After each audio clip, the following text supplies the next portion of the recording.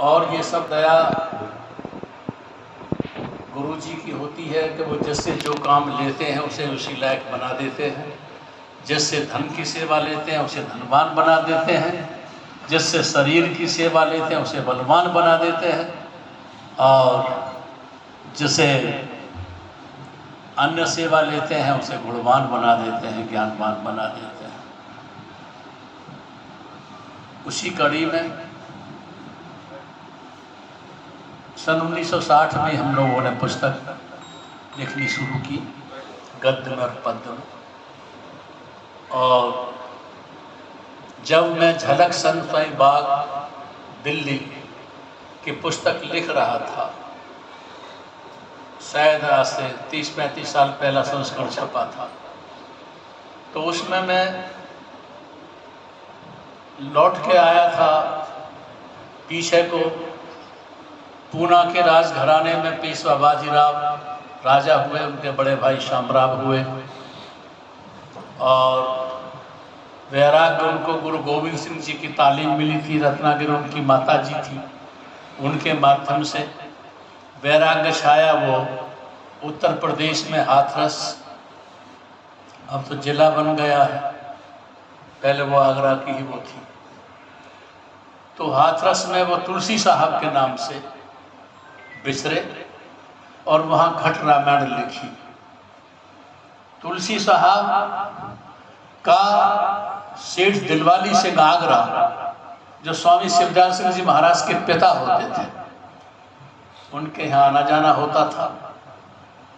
और उन्हीं से दीक्षित होकर स्वामी शिवदयाल सिंह जी महाराज ने, उनके जीवन चरित्र में आता है कि 18-18 घंटे ध्यान में उतरते थे लिखना। उन्हीं के प्रिय गुरुमुख शिष्य बाबा जयमल सिंह और बाबा गरीब साहब, तीसरे राय सालिग्राम जी थे, जो उन्होंने स्वामी जी के ज्योति ज्योत समाने के बाद अपना वो लिखा। ज्योति ज्योत समाने के बाद में सालिग्राम ने काम संभाला। बाबा गरीब साहब, बाबा जयमल सिंह घुमाना में, जयमल सिंह जी का जोत सिंह जी के पुत्र थे, पिता पैतृक गांव था। जीवन सिंह की शादी में सम्मिलित हुए। वहां से बाबा जयमल सिंह जी ने डेरा स्थापित कर दिया अमृतसर में ब्यास नदी के किनारे।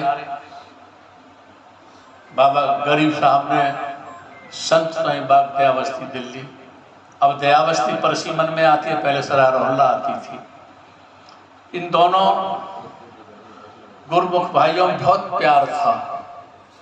आज के महात्माओं में देखता हूं मैं कितने अहंकार में चूर्ण हो जाते हैं कि दूसरे महात्मा के यहाँ, दूसरे गुरु के यहाँ जाना आना तो बहुत दूर, उनकी बात भी करना पसंद नहीं करते हैं। लेकिन उन दोनों गुरु भाइयों में बहुत प्यार था।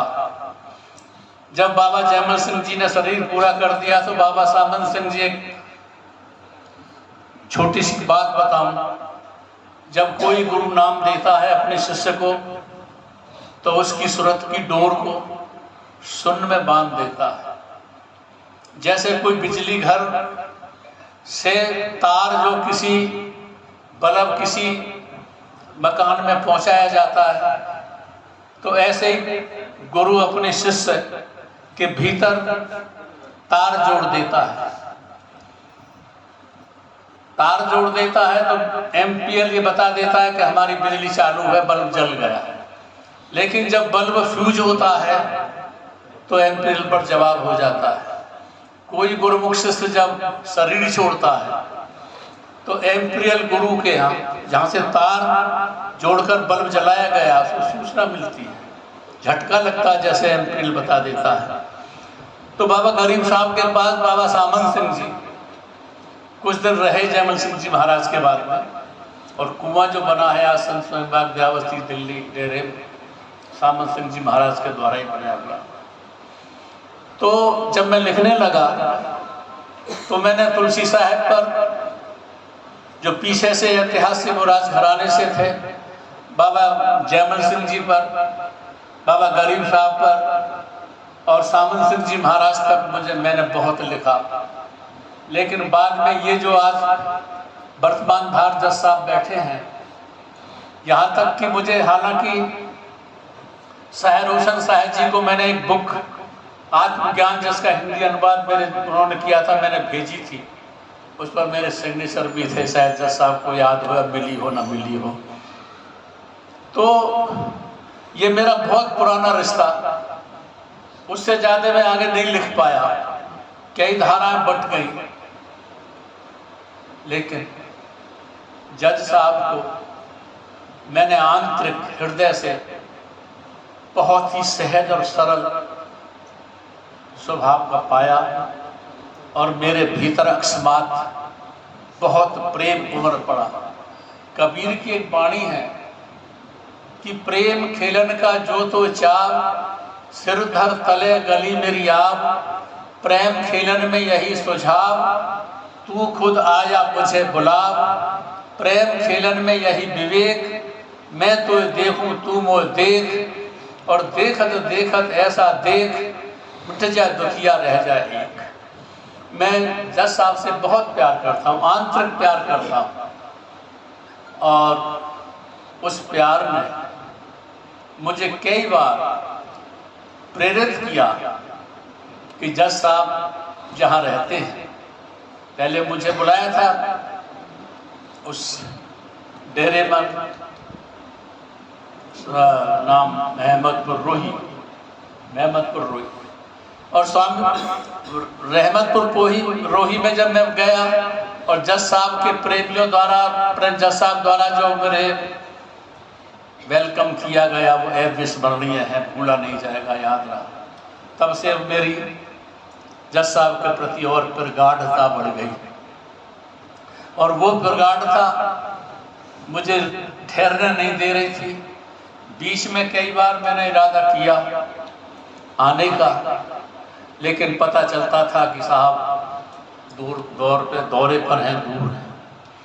अब केवल मैंने इतना पूछा था 3 दिन पहले, जज साहब आजकल कहाँ हैं? पता पड़ा कि वो जो है डेरे पर हैं, राइस नगर है।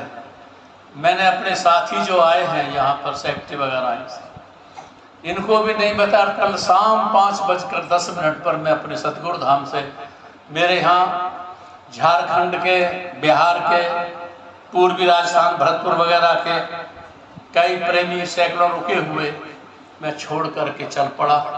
इन साथियों को भी नहीं बताया कि मैं वहाँ जा रहा हूँ, ड्राइवर को भी नहीं बताया, सीधा का डब्बाली चलेंगे, और डब्बाली आके तब मैंने इनको बताया कि मैं जज साहब के यहाँ चलूँगा, राइस नगर।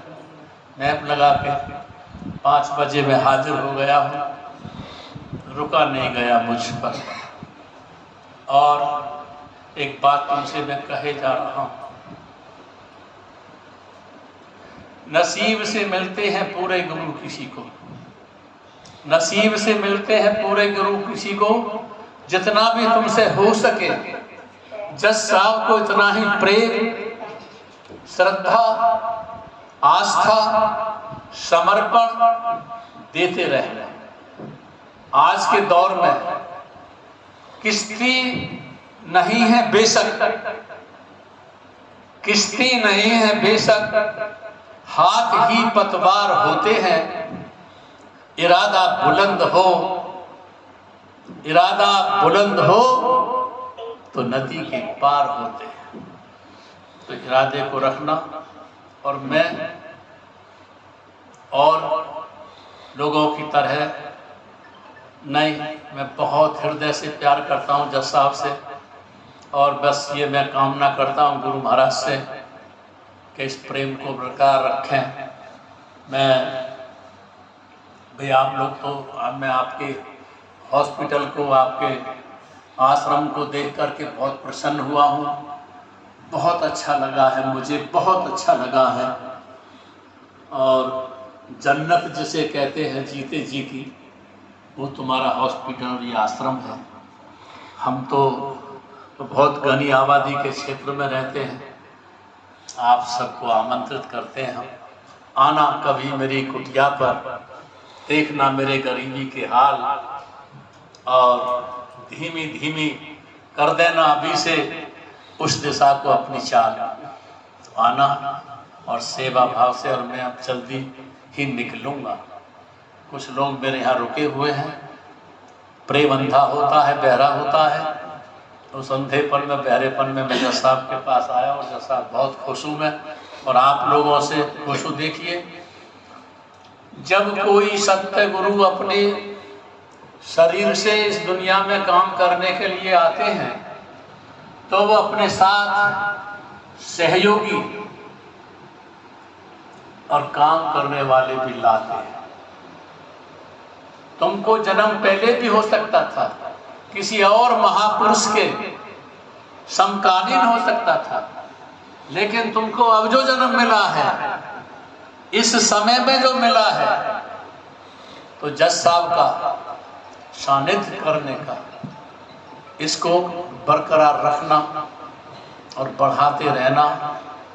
और जो समर्पित भाव से हो जाते हैं, गुरु को ध्रुव मध्य से सिमट कर ऊपर हो जाते हैं, तो शब्द गुरु उसकी संभाल करता है।